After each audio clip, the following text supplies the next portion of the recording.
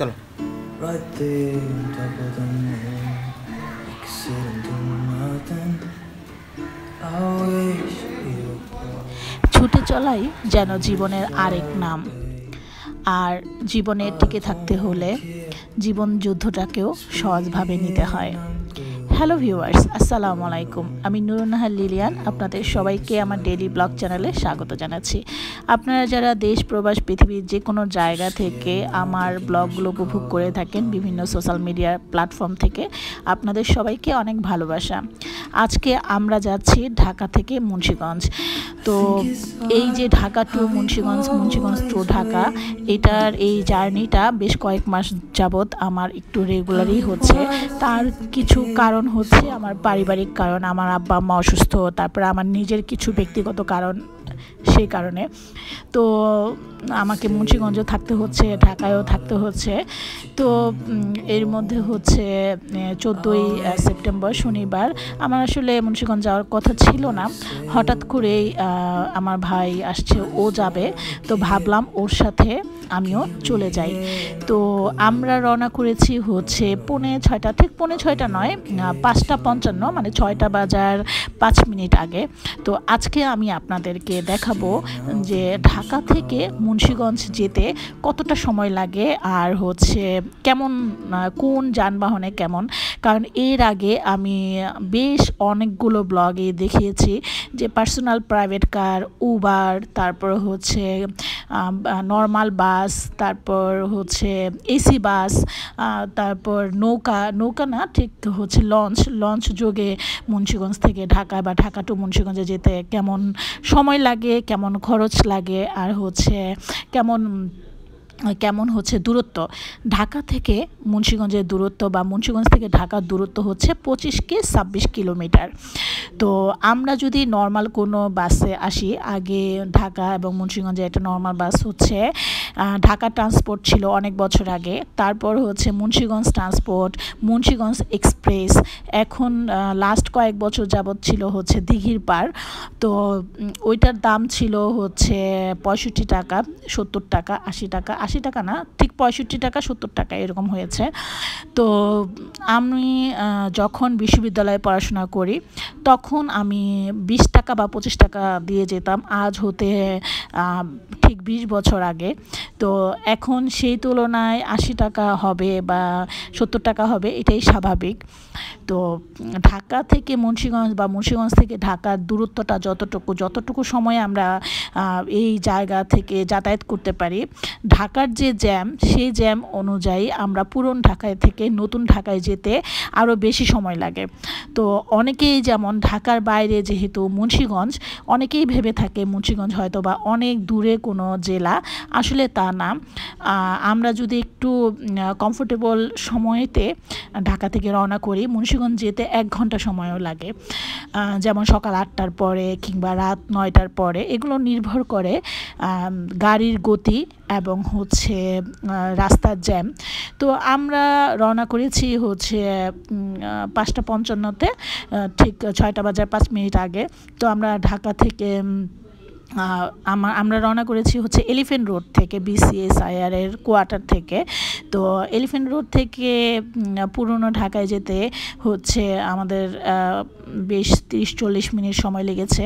কারণ হচ্ছে জায়গায় জায়গায় একটু করে আমাদের জ্যাম দেখতে হয়েছে। আর আমরা ভাবিনি যে শনিবার দিনও যে জ্যাম থাকবে, এটা আমাদের চিন্তার বাইরে ছিল। এটা হচ্ছে শেখ হাসিনা বার্ন হসপিটাল, এটা পুরনো ঢাকা। এই জায়গায় আসতে আমাদের প্রায় পুরনো 40-50 মিনিটের মতো, প্রায় 1 ঘন্টার মতো সময় লেগেছে। তো পুরনো ঢাকার এই রাস্তাটা বেশ জ্যাম আছে। আমরা আসলে ভেবেছিলাম যে হয়তো বা এই সময়টাতে, যেহেতু স্যাটারডে মানে শনিবার, তেমন একটা জ্যাম থাকবে না, কিন্তু পুরো রাস্তা জুড়েই jam. Right there on top of the moon, we could sit and do nothing. I wish we were bold to just fly away. I don't wanna care, just be here and I'm good alone. I'll be okay, miss you like an old friend. Too scared now, thinking I should call up.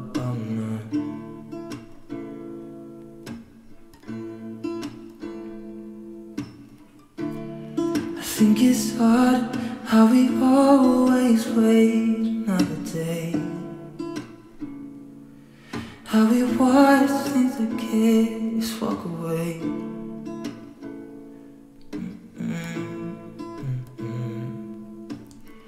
Let's live down by the water, watch it come and go home.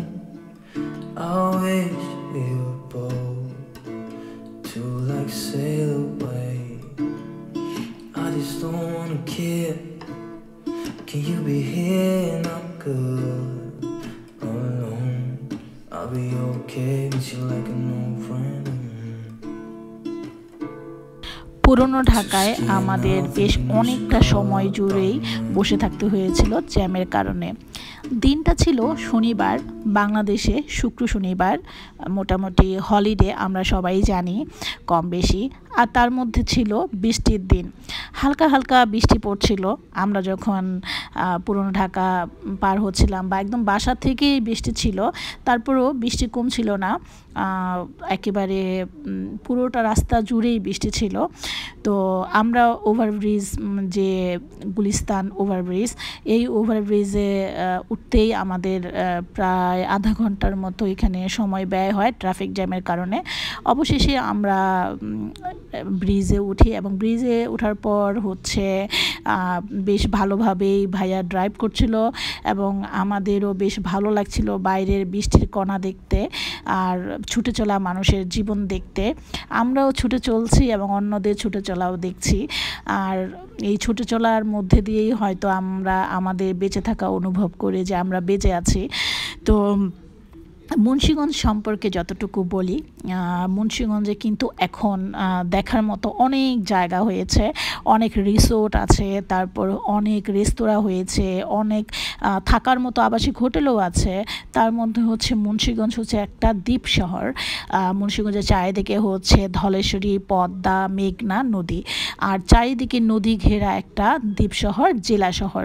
তো এখানে অন্য 8-10টা জেলার মতোই জেলা, তবে এই জেলার অনেক একটা সাংস্কৃতিক ইতিহাস আছে, একটা যে পুরনো রাজাদের ইতিহাস আছে।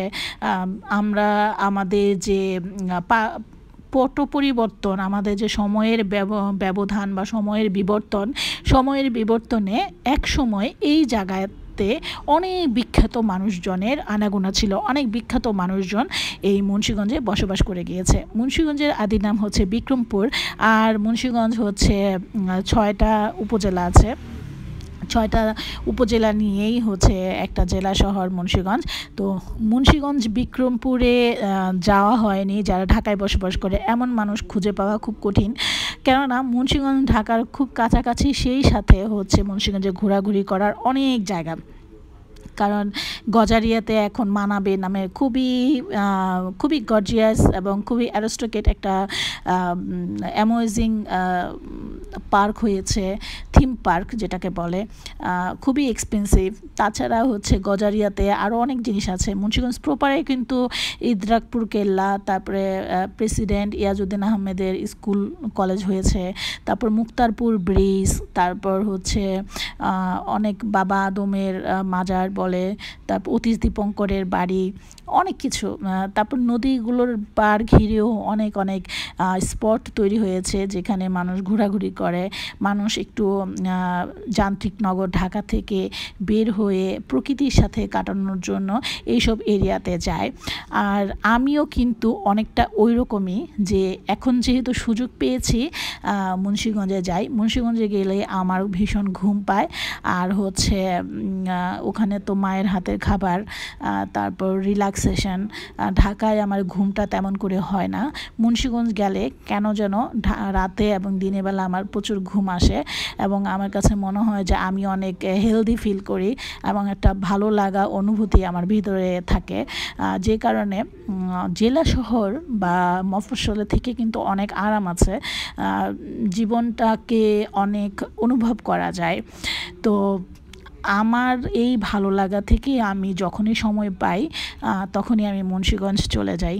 তারপর মুন্সিগঞ্জে সিরাজদিখানে অনেক রিসোর্ট আছে, নাম করা অনেক রিসোর্ট আছে।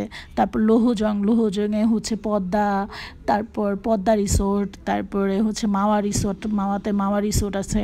শ্রীনগর দেখার মতো একটা উপজেলা, গ্রাম তো আছে সেখানে। আড়িয়ল বিল খুবই বিখ্যাত। তারপরে হচ্ছে শুধু আড়িয়ল বিল না, এখানে অনেক ভাগ্যকুল জমিদার বাড়ি, তারপরে অনেক জমিদার বাড়ি আছে, বলে শেষ করা যাবে না। কারণ শ্রীনগর পুরোটাই এক সময় হিন্দু রাজারা এখানে বসবাস করতো এবং সেই সময় তারা অনেক বিভিন্ন বিল্ডিং দালান কোঠা তৈরি করেছিল। যদিও সময়ের বিবর্তনে অনেক কিছুই এখন নাই আগের মতো, কিন্তু তাদের চিহ্ন রয়ে গিয়েছে। সেই চিহ্ন ধরে কেউ যদি জানার চেষ্টা করে তাহলে অভাব নাই। তারপর টঙ্গিবাড়ি থানা, লোহজং, টঙ্গিবাড়ি, মুন্সিগঞ্জ সদর, গজারিয়া, শ্রীনগর, এই জায়গাগুলো, লোহজং, এই জায়গাগুলোতে অনেক রিসোর্ট, অনেক দেখার মতো স্পট, তারপরে দোকানপাট, আরও যে রেস্তোরাঁ, তারপর ন্যাচারাল অনেক জায়গা আছে। দেখতে চাইলে দেখার আসলে শেষ নাই। আর অনেক সময় অনেক মানুষ বলে থাকে যে মুন্সিগঞ্জে আসলে থেকেছি, আমি আসলে দেখার মতো কিছু পাই নাই। এটা হচ্ছে কি মানুষের মন মানসিকতার ব্যাপার। অনেক মানুষ অনেক জায়গায় গিয়ে সৌন্দর্য অনুভব করে, অনেক মানুষ অনেক সুন্দর জায়গায় গিয়ে সৌন্দর্য অনুভব করে না, কারণ হচ্ছে তার সেই মন মানসিকতাই নাই। আর ভালো লাগার একটা ব্যাপার আছে, ভালো লাগার যে অনুভূতি বা মন মানসিকতা, এটা সবার থাকে না। তো কথা বলতে বলতে এখন আমরা নারায়ণগঞ্জে চলে আসছি। আমরা আসলে ঢাকা চিটাগাং রোড যেটা, সেই রোড দিয়ে আমরা নারায়ণগঞ্জ হয়ে তারপরে হচ্ছে মুন্সিগঞ্জ যাব। মুন্সিগঞ্জ টু ঢাকায় যাওয়া আসার অনেক রুট আছে, normal bus, AC bus, Uber হচ্ছে 900 টাকার থেকে শুরু হয়। হচ্ছে এটা জ্যামের উপর নির্ভর করে। যদি জ্যাম না থাকে তাহলে 1200 থেকে 1500 টাকার মধ্যে জেলা সদরে পৌঁছানো যায় উবার দিয়ে। আর যদি জ্যাম বেশি হয় তাহলে 1600-1700 টাকা হয়। আর নর্মালি 1000 টাকার মধ্যেই যদি জ্যাম না থাকে তাহলে ঢাকা থেকে মুন্সিগঞ্জে যাওয়া যায় উবার দিয়ে। তো এটা কত একটা ভালো সুযোগ, আমরা আসলে হয়তোবা চিন্তাই করতে পারি না। তো যারা জানে না তাদের জন্যই আমার এই আজকের ব্লগ। যেহেতু আমি মুন্সিগঞ্জ যাচ্ছি, তো ভাবলাম আমার অভিজ্ঞতাটা সবার সঙ্গে শেয়ার করি।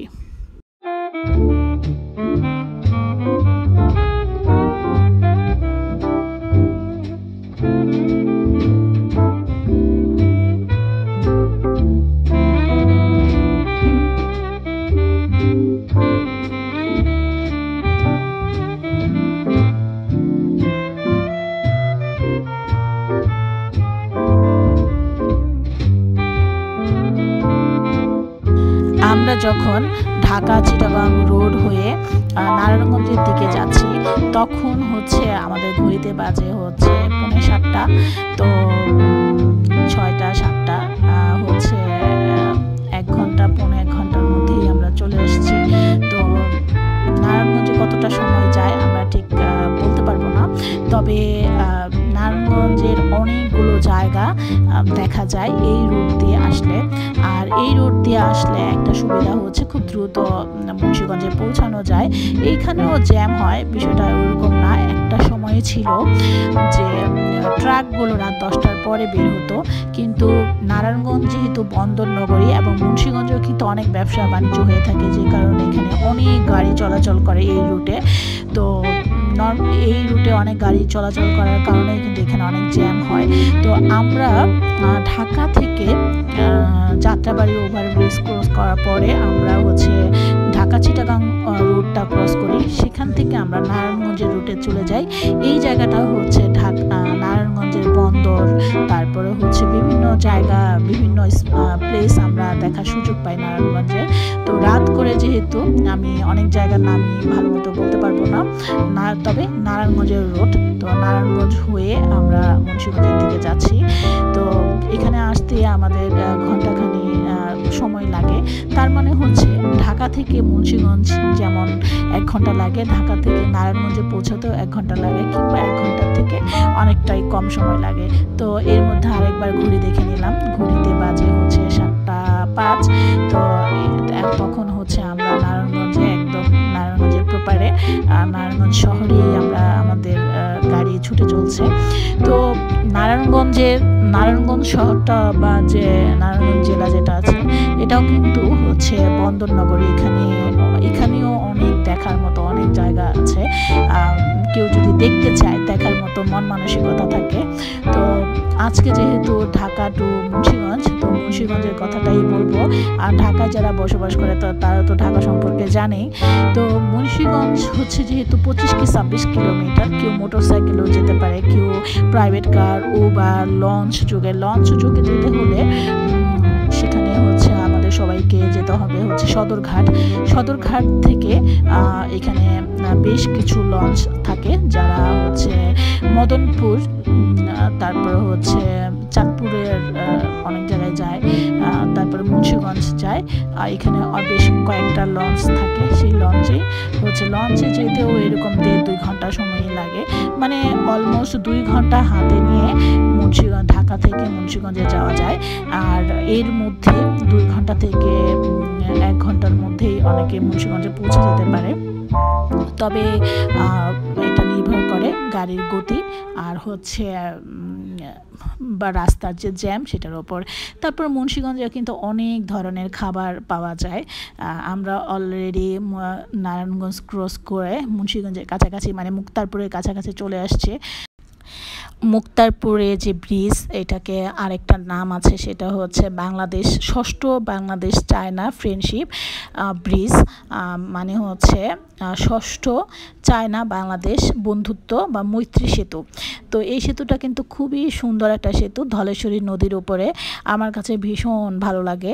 একটা সময় আমরা এই যে ধলেশ্বরী নদী ক্রস করতাম ফেরি অথবা স্পিড বোটে, তখন এক ধরনের থ্রিলার বা এক ধরনের ভালো লাগা কাজ করতো, আবার অসুবিধাও ফিল করতাম যদি আমাদের সাথে জিনিসপত্র থাকতো। তারপর আমরা হচ্ছে এই ব্রিজটা হলো তত্ত্বাবধায়ক সরকারের আমলে 2006-07 এরকম সময়তে। তো আমরা এই ব্রিজটা হওয়ার ফলে অনেক সুবিধা পাই, কারণ এখন আমাদের তেমন একটা জ্যাম পোহাতে হয় না। তো মুক্তারপুর ব্রিজ অথবা ষষ্ঠ চায়না বাংলাদেশ মৈত্রী সেতু বা ফ্রেন্ডশিপ ব্রিজ যেটাই বলি, খুব সুন্দর একটা ব্রিজ। শহরে এই ব্রিজটার সৌন্দর্য দেখতে দেখতে, ধলেশ্বরী নদীর সৌন্দর্য দেখতে দেখতে আমরা শহরে প্রবেশ করি। এই শহরের সাথে, মুন্সিগঞ্জ শহরের সাথে নারায়ণগঞ্জের একটা যোগাযোগ স্থাপন করেছে হচ্ছে এই সেতুটা। তো এই সেতুর সৌন্দর্য আসলে বলে প্রকাশ করা যাবে না, আমার কাছে ভীষণ ভালো লাগে।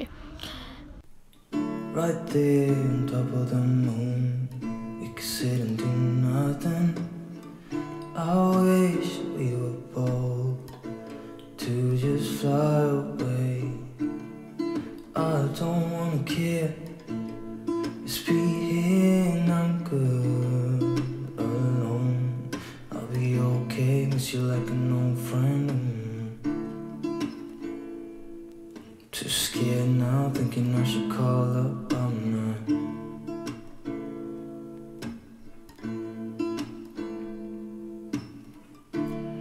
I think it's hard how we always wait another day, how we watch things that kids walk away.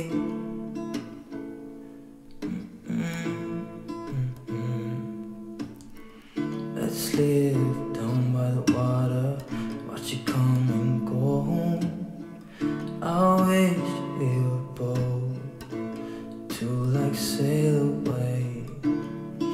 I just don't wanna care. Can you be here and I'm good alone? I'll be okay, miss you like an old friend. Too scared now, thinking I should call up. I'm not. Dhaleshwari নদী আর মুক্তারপুর ব্রিজের সৌন্দর্য দেখতে দেখতে প্রায় রাত 8টার মধ্যেই আমরা ঢাকা থেকে মুন্সিগঞ্জে পৌঁছে যাই, মানে মুন্সিগঞ্জ শহরে পৌঁছে যাই। মুন্সিগঞ্জ শহরে পৌঁছে আমরা হচ্ছে হাসপাতাল, মুন্সিগঞ্জ সদরের হাসপাতাল, তারপর হচ্ছে সুপারমার্কেটের সামনে হচ্ছে একটা ওখানকার মনুমেন্ট আছে, সেটাও দেখার মতো। ওই সুপারমার্কেট এরিয়া জুড়েই প্রচুর পরিমাণে রেস্তোরাঁ আছে সুপারমার্কেটের আশেপাশে। তারপরে হচ্ছে মুন্সিগঞ্জ জেনারেল হসপিটালের আশেপাশে প্রচুর শপিং মল, তারপরে হচ্ছে অনেক রেস্তোরাঁ হয়েছে। তো রাত 8টার দিকেই 8টা সোয়া 8টার মধ্যে আমরা পৌঁছে যাই। তার মানে হচ্ছে 6টা থেকে 8টা, মানে 2 ঘন্টা সময় আমাদের লেগেছে। আর যেহেতু আমার ভাই আমরা কিছু খাবার দাবারও কেনাকাটা করেছি, সেই জন্য গাড়িটা একটু থামাতে হয়েছে। তো এখানে তো কিছুটা সময় ব্যয় হয়েছে। তো ঢাকা থেকে মুন্সিগঞ্জ যেতে আমাদের সময় লেগেছে হচ্ছে 2 ঘন্টা। এর মধ্যে প্রায় 30 থেকে 45 মিনিট সময় ছিল হচ্ছে ট্রাফিক জ্যাম, ঠিক 45 মিনিট বলা চলে। তার মানে যদি ট্রাফিক জ্যামটা না থাকতো তাহলে আমরা এই শনিবার 14ই সেপ্টেম্বর 1 থেকে সোয়া 1 ঘন্টার মধ্যেই মুন্সিগঞ্জ পৌঁছা যেতে পারতাম। কিন্তু রাস্তায় চলাচল করবেন আর ট্রাফিক জ্যাম দেখবেন না, তা কি করে হয়, তাই না? আর জীবনে আপনি বেঁচে থাকবেন, কোনো সমস্যার সম্মুখীন হবে না, তা কী করে হয়? সমস্যা জীবনে থাকবে, আর রাস্তায় বের হলে সেখানে ট্রাফিক জ্যাম থাকবে, অনেক অনাকাঙ্ক্ষিত ঘটনাও ঘটবে। সব কিছুকে মাথায় নিয়ে আমাদের জীবনে চলাচল করতে হয়। তো যারা মুন্সিগঞ্জ যাননি, জীবনের কোনো একটা সময় মুন্সিগঞ্জে অবশ্যই ঘুরে আসবেন। মুন্সিগঞ্জ শহর আমার প্রাণের শহর, আমার জন্মভূমি। আমি ভীষণ ভালোবাসি মুন্সিগঞ্জকে। মুন্সিগঞ্জ বিক্রমপুর আমার আমার পুরো অস্তিত্ব জুড়ে। তো এই ছিল আমার আজকের ব্লগ। সবাই অনেক ভালো থাকবেন। আর যারা ট্রাভেল ব্লগ করেন তারাও ঘুরে আসতে পারেন। যারা ভ্রমণ করতে ভালোবাসেন, নতুন সংস্কৃতি সম্পর্কে জানতে ভালোবাসেন, ইতিহাস সম্পর্কে পড়াশোনা করছেন, বাংলাদেশ নিয়ে স্টাডি করেন, তারা ঘুরে আসতে পারেন মুন্সিগঞ্জ। তো thanks for watching my channel. Stay safe and good bye.